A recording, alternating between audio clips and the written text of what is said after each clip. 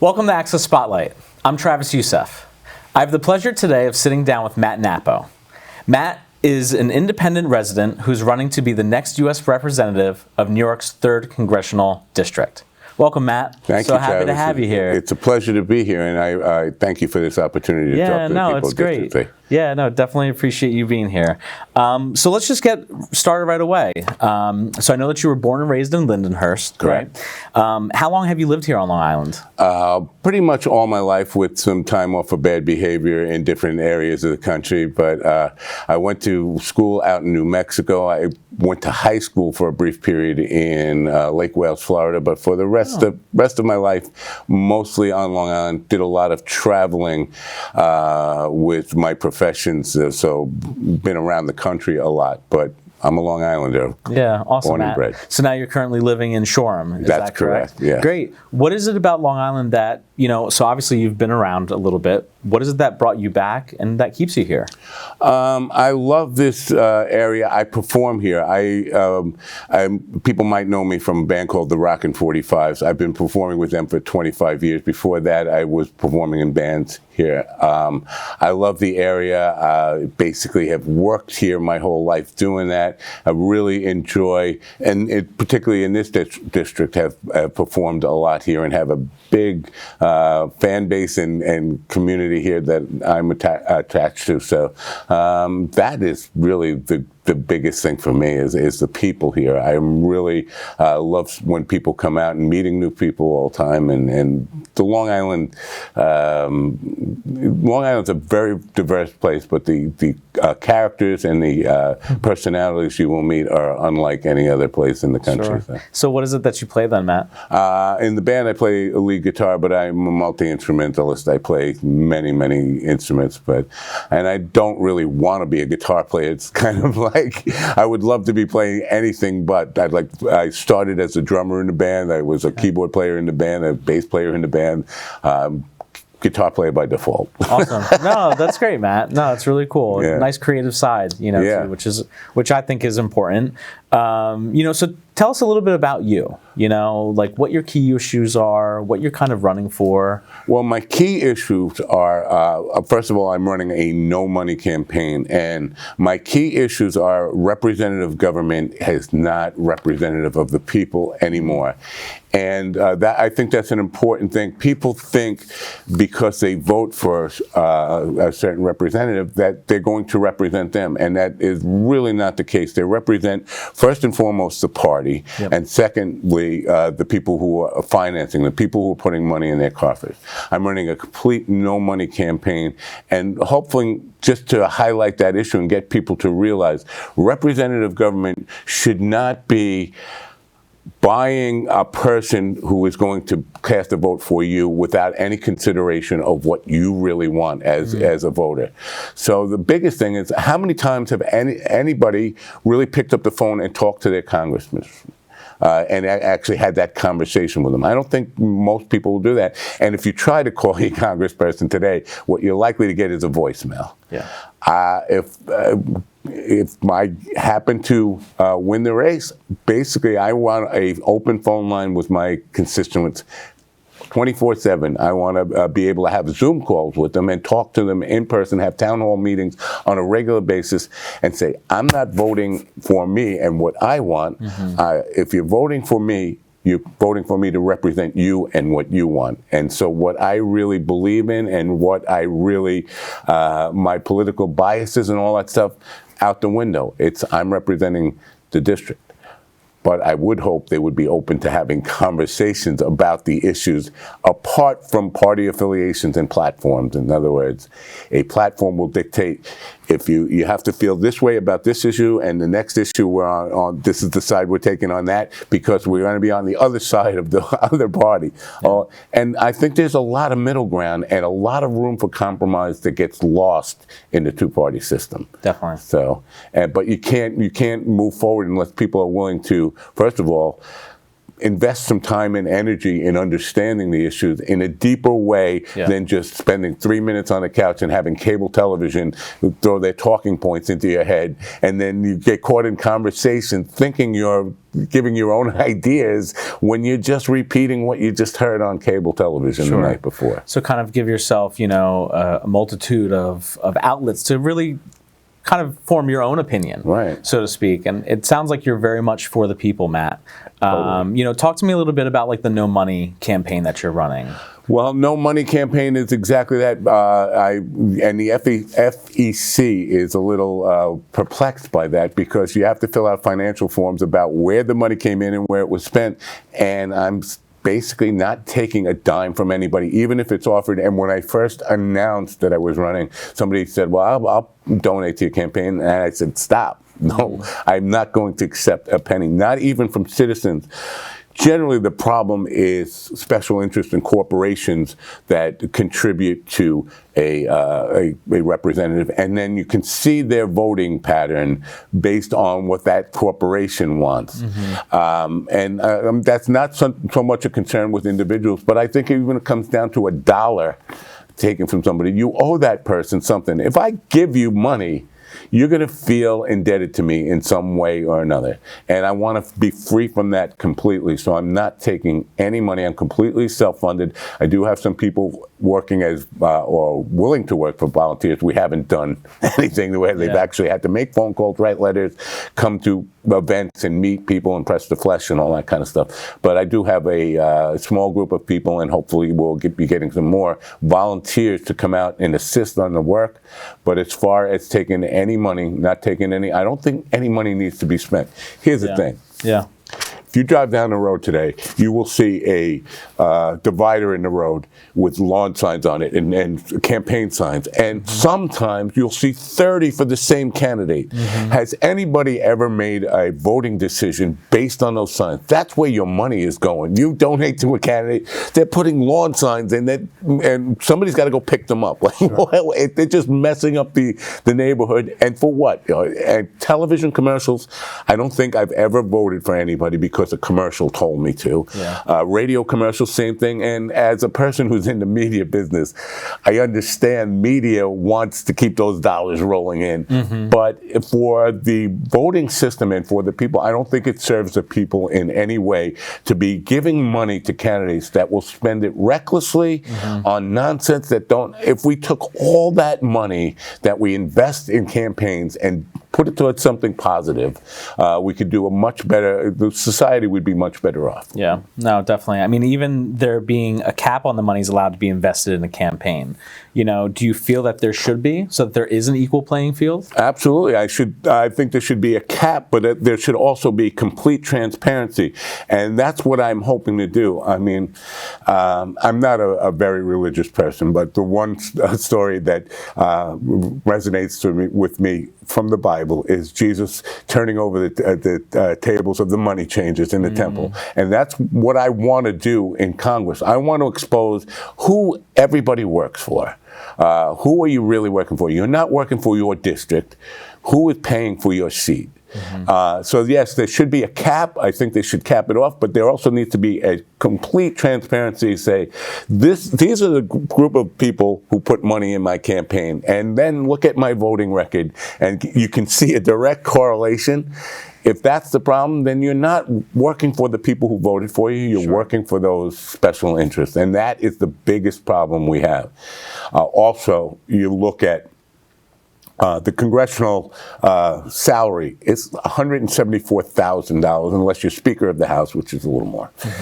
But every single one of them is worth $40, $50 million. Well, that doesn't add up. I don't care if you've been in Congress 50 years. There's no way you're going to accumulate $50 million off of, and it wasn't always $174,000. It used to be $60,000 back in the day. There's no way you're going to become a multi-millionaire based on the South. Where's that money coming from? It's coming from sweetheart deals, pats on the back, gifts from people who say, thanks for voting that way. We got your back. And that needs to stop. No, I hear you, Matt. And, kind of just with an overall sense of frustration and disenchantment with the government nationwide, I think that being said, people are either really fired up or they're kind of just throwing their hands up in the air, like, I don't want to deal with it. They're not really confident or trust the politicians now. What do you think you can do to kind of change that point of view? Promise that I'm not going to be a politician. Number one, I don't, and a life promise. One term. I am not going to run for a second term. The problem with the party system, and I know this for a fact because I've known many politicians, once you get elected, even if you have the best of intentions, the purest of intentions, the party people will come to you and say, we got to start planning your next campaign now. You've been elected, but you're going to run again, and you're going to make a career out of this now. And so that's where the money comes in, but also the pressure from your party to vote along party lines so we can establish this cult-like mentality so the donors know who to give and who to support and who to count on for the next term. One term only, and I basically just want to highlight the truth about what you're paying for in Washington and what representative government really means to the people. Because it's not what the founders intended, that your representatives work for you. They're working for special interests. So I'm not a politician. I'm a radio host. I'm a television host. I'm a band player. I'm a comedian. I'm an actor. And that's what I want to get back to.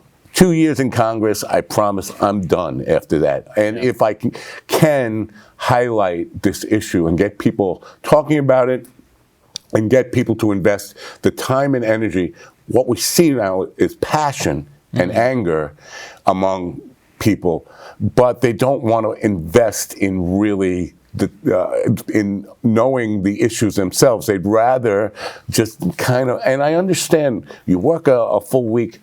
A lot of people don't have the time and energy to say, let me find out really what we can do about any given issue. You can take gun control, for example.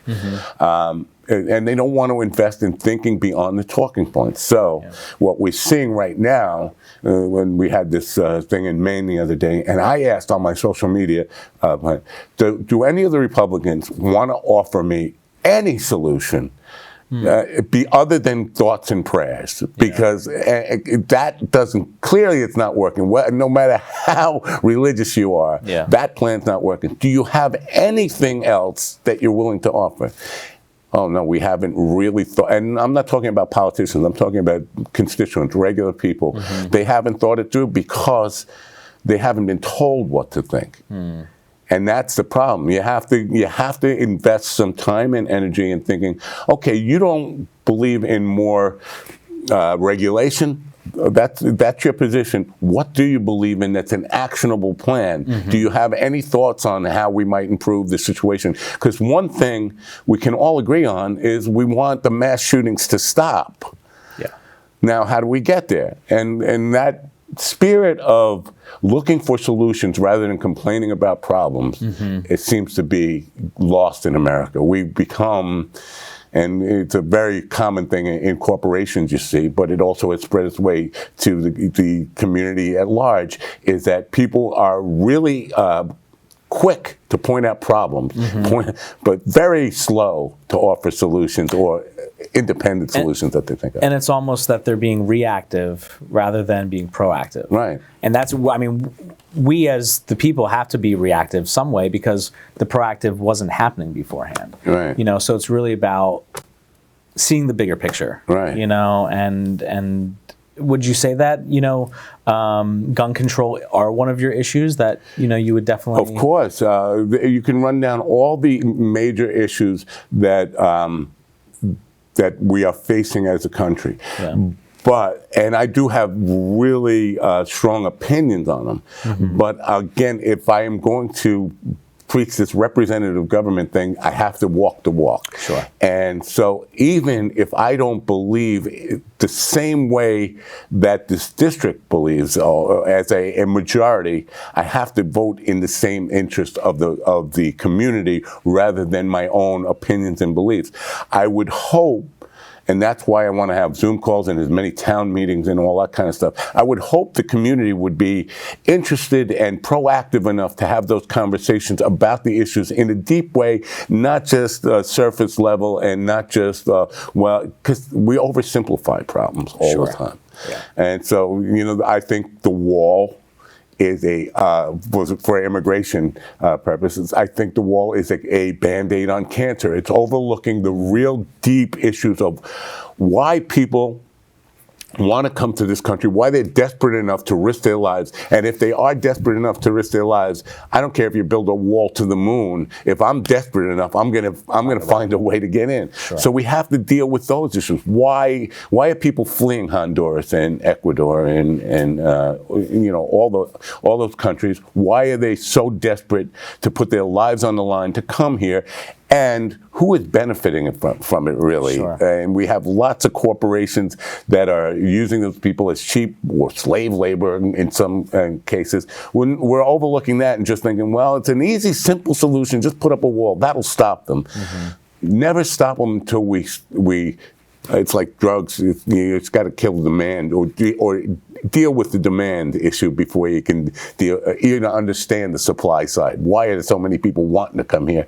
Because of the way of life that is offered to them, and that our people are profiting off of them, and the way of life that they are running from, and in often, too many cases, the way of life they're running from are things that we built up in Latin America as a country, the CIA, and so there's every issue. It's not a surface issue. Oh, we got people just coming across the border. They're not just coming to sell drugs. They're not just coming to get free benefits and all that kind of stuff.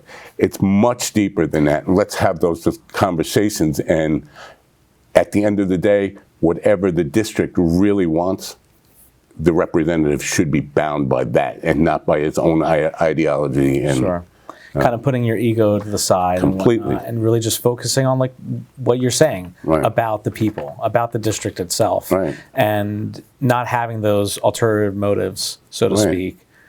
So, and hopefully, in conversation, if somebody says, "I disagree with you strongly on this," I will listen to that, and because I don't know everything, but hopefully they won't hate me for having a different opinion to start with, so that we can actually sit down and have a civil conversation about what are the real issues here and how deep is this issue, because nothing, gun control, abortion, all these issues are not as simple as the politicians on left and right want to make it out to be. There's a lot of gray areas. It's not very black and white anymore, So, any other issues, Matt, that you're really, passionate about? Well, that you hope to maybe accomplish, when you do get there? I do, and this might be a turnoff to a lot of people, but I have to express honestly, I think we are headed down a anti-science, pro-religion society where, we are willing, a lot of people in this country are willing to throw aside the separation of church and state and have a theocracy. And I think that's a problem because, and again, I'm not an over-religious person, but I do think about things about faith and creation and all these things as much as anybody. I'm filled with wonder, but when people start knowing they are right, having a conviction that their religion is the one that is right, and we are the chosen people, whether that's any of those religions who think they're the ones in the right. Listen, every war starts with people saying God is on our side and the other side is his enemy, and he wants us to kill our enemies.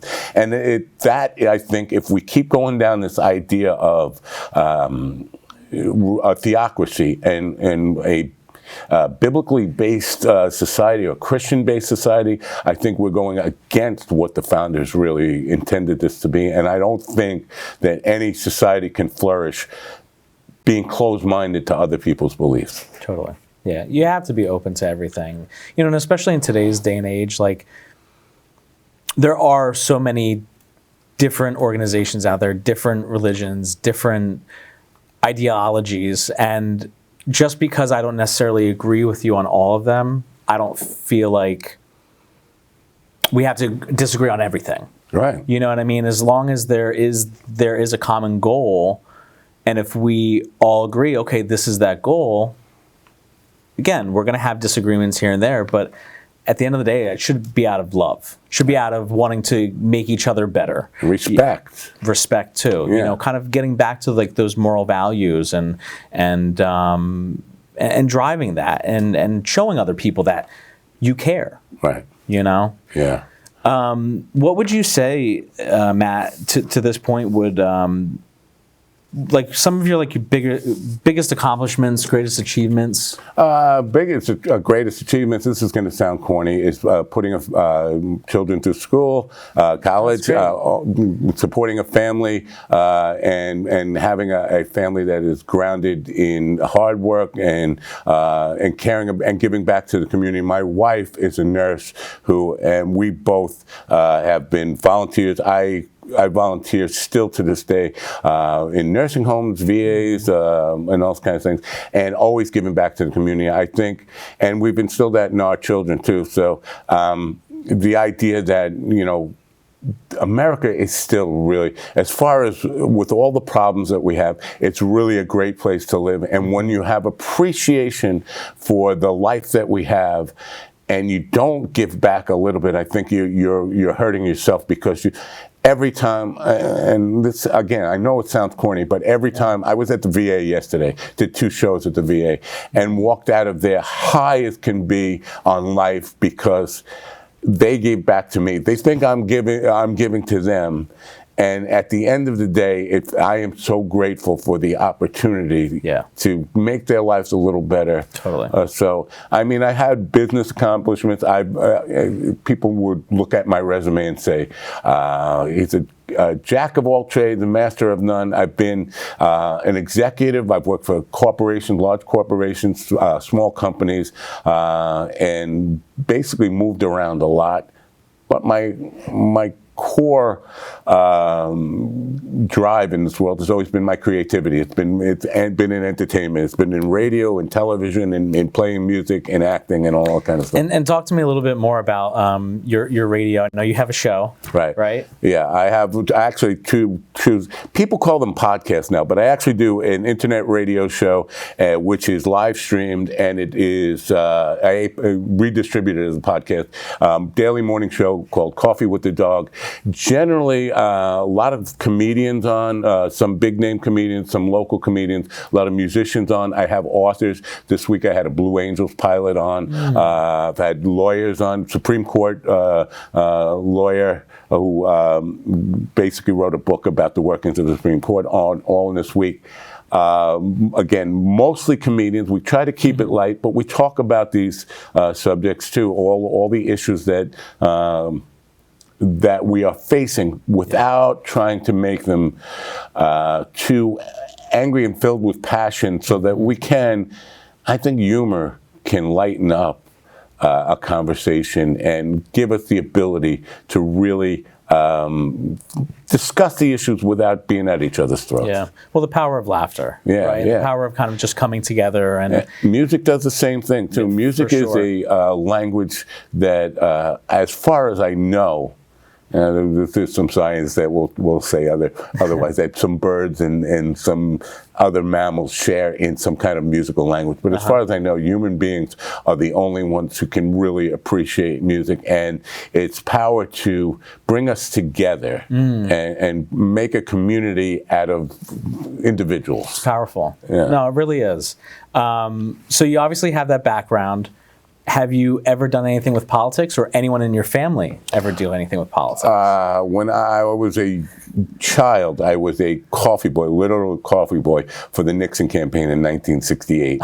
I was kind of indoctrinated by my neighbor, who was very active in politics, and he was running he ran for Suffolk County Sheriff at the time, but he got into politics and serving in what was the Conservative Party of New York State. Now, people in other states don't even know what that is, but it's they run in sync with the Republican Party, but separate from the Republican Party.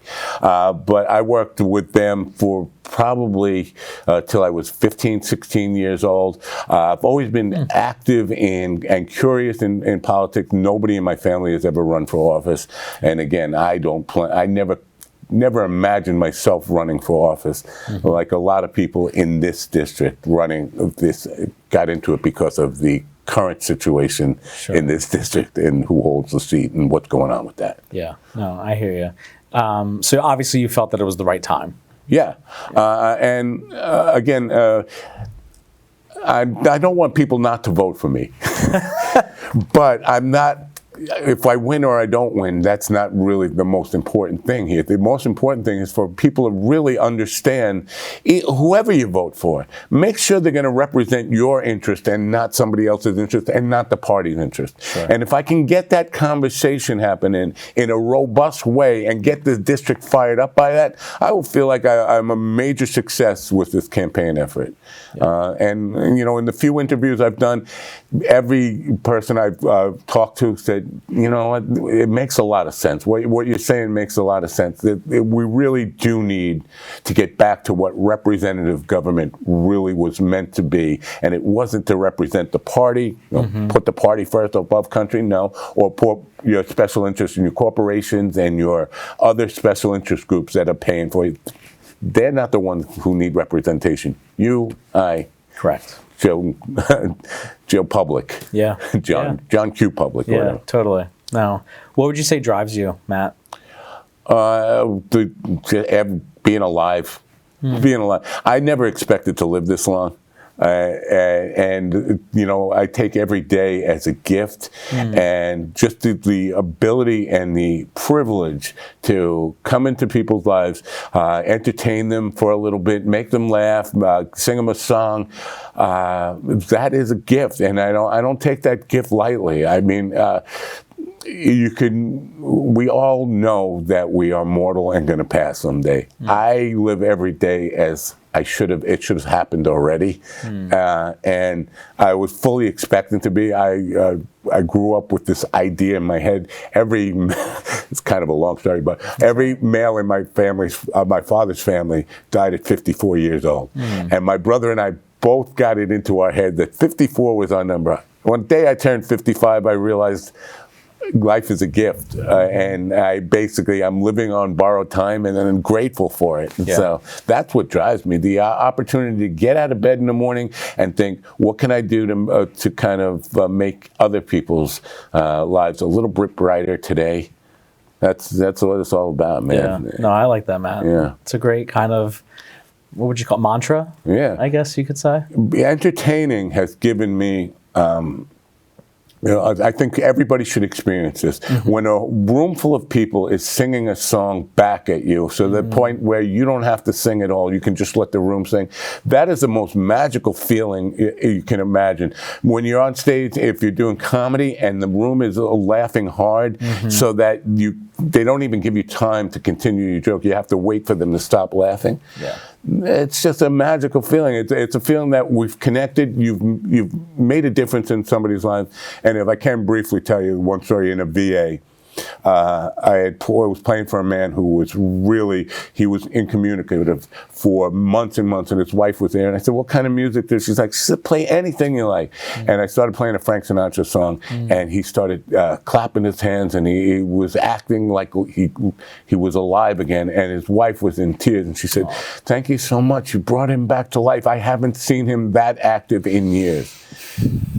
That's what it's about. How do you not take magic from that and grateful, gratitude, an attitude of God, who I wish everybody could experience that and that feeling. No, for sure, Matt. Yeah. I agree. I'm there with you. Yeah. One final question. Why is it important to go out and vote? Because if you don't, then you really are just leaving it up to hope and chance that you're going to get the government you want. Listen, if you're going to complain about or even acknowledge and see the problems that we have in the world, you have to either take action towards them, and the only action we can take as a individual, really, other than if you're in my position and have the ability to actually take enough time to actually run, is to vote. Is to find something, someone you believe in who will actually serve you, and get out and vote. Otherwise, you're just a complainer in life. Yeah. Yeah. You know? Yep. For Yeah. sure. So Yeah. awesome. Well, listen, Matt, thank you so much. I really appreciate it. And thank you for watching Access Spotlight.